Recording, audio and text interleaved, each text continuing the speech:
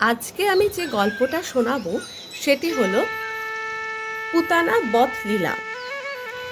দেবকীর অষ্টম পুত্র তাকে হত্যা করবে, এই ভবিষ্যৎবাণীতে ভীত হয়ে কংস নবজাতক কৃষ্ণকে হত্যা করার জন্য শক্তিশালী রাক্ষসী পুতানাকে পাঠান।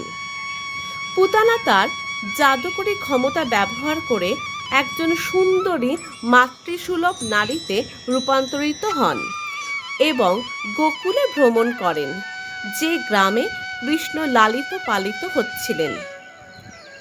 তিনি শিশুটিকে কোলে নেওয়ার অনুমতি পান এবং কৃষ্ণ তার কোলে আসার পর তিনি তাকে বুকের দুধ খাওয়াতে শুরু করেন। তিনি তার স্তনের দুধে মারাত্মক বিষ মিশিয়ে দিয়েছিলেন তার জীবন শেষ করার উদ্দেশ্যে। কৃষ্ণ তার ঐশ্বরিক জ্ঞানে তার ছলনা বুঝতে পেরেছিলেন।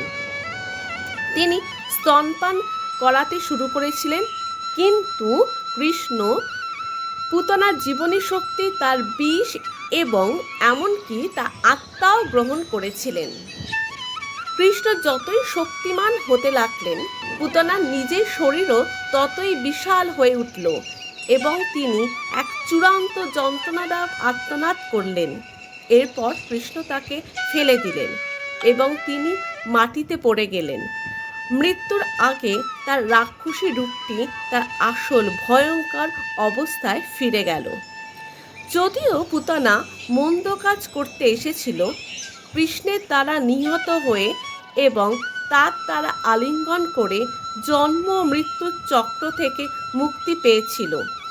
তিনি একটি মাতৃত্বমূলক কাজ করেছিলেন, যদিও মন্দ উদ্দেশ্য নিয়ে, এবং তা করার মাধ্যমে তিনি একটি আধ্যাত্মিক মুক্তি লাভ করেছিলেন।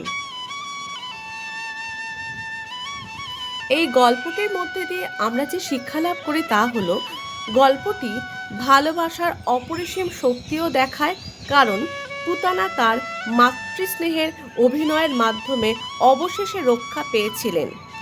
এটি শেখায় যে ভালোবাসা এবং করুণা প্রদর্শনের মাধ্যমে কেউ পাপী হলেও মুক্তি পেতে পারে। জয় শ্রীকৃষ্ণ।